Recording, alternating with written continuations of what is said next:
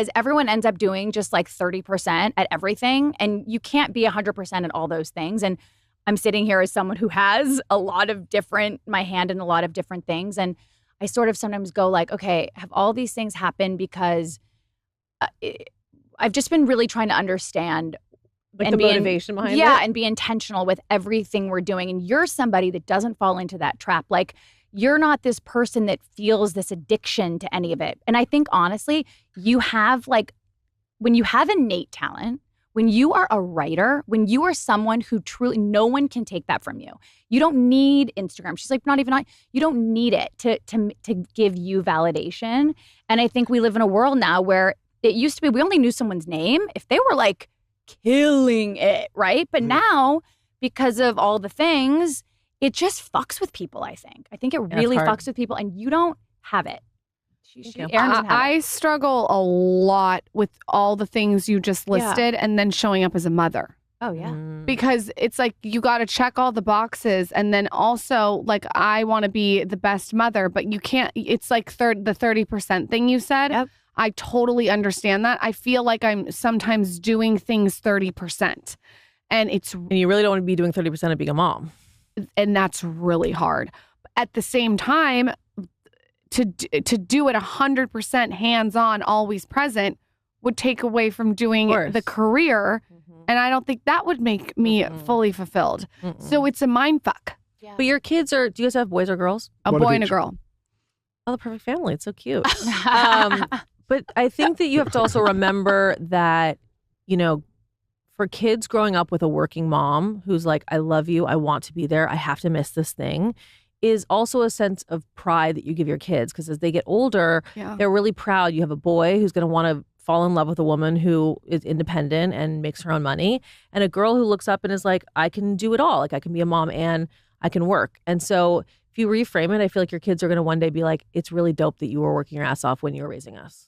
I hope so, but I do have to say my son is going to be living with me for the rest of his life. You're marrying your son. I whisper Oedipus in his ear, like so fucking weird. Yeah, it's my moms and their sons. So my son's going to stay with me. You're in a relationship with your son. But let me tell you, all my guy friends that had moms that did all that stuff, they struggle a lot later with women. No, go off on the umbilical cord. No, because they're not used to getting with a woman that doesn't make everything about them. Because like the main woman in their life makes everything about them.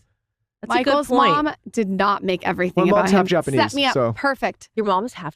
Yeah, it's hard to tell. I really don't see this in you. I know. My sister's see a little bit more. Your mom is half Japanese. Yeah, she's half Japanese. I'm quarter Japanese. I am fascinated, but you are the whitest looking person. Yeah. She's half Italian, half Japanese. His penis is Asian? It's a quarter Japanese penis.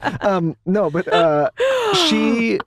They're really known for being really well endowed. That's a great thing. No, it's like just good and then a quarter. No, I'm just kidding. Oh my God. I think if you can say, oh, sorry. No, I was just saying like I had the dynamic of like that kind of Asian household. Where it's like a little, and I'm grateful for it now. And she worked all the time too. And I'm attracted to women that are doing things. But I see a lot of my guy friends that moms, they baby them and made them about everything. And then they get in a relationship and they don't get that. They're like, what's going on here? Here's how I justify it. Okay. Here's how I justify Don't set them up to fail. No. I justify all the things I do and the things that I miss for my, my kids. I justify it because you have to know when to say no to people, right? And to events and to invitations and to trips. So it's like, for me, I'm saying, I'm getting invited to something, really cool, some Hollywood event. And I'm going, no, thank you. I'm staying home. I'm putting my kids to bed. So I think what happens is we see a lot of working, moms who don't know how to. Are they not really working? No, but just a lot of women who don't know how to say no. So it's like, you're doing the podcast, you're doing the brand, you're doing the this, you're doing the that, you're doing the movie, you're doing the business stuff, whatever. And you're also like out every night. Right, so you're teaching that addiction to your kids. Yeah, so I think if there's a balance, I think if you're doing all the things, that's great. But for me, I don't, and this is probably bad, but I don't really go on like Cabo trips. And some would say that's bad. Some would say you need to go do the Cabo trips with your girlfriends. But for me, the only way for it all to work with me is I put my kids to bed basically every night. I'm the same way. Every night. And I drive them to school every morning. Every housewife I've ever interviewed, I'm like, how do you do those girls trips?